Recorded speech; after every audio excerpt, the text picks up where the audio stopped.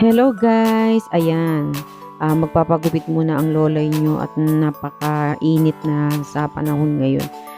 Ang aking hairdresser ay walang iba kundi si ating aking panganay na anak. Sabi ko bawasan niya lang at ipantay lang kasi nga nagda-dry na rin yung aking buhok.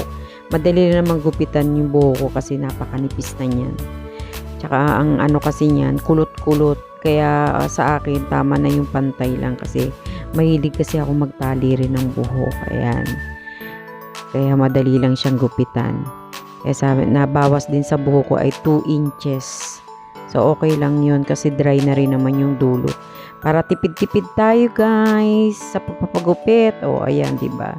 Sandali lang naman yan eh. O ayan, natapos na yung gupit ko. O 'di ba? Pangit pa rin. Ganyan talaga yung buhok ko, buhaghag.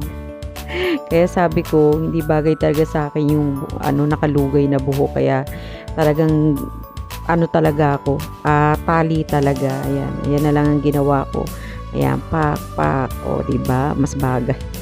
Thank you for watching guys. Keep safe everyone and God bless you all. Bye.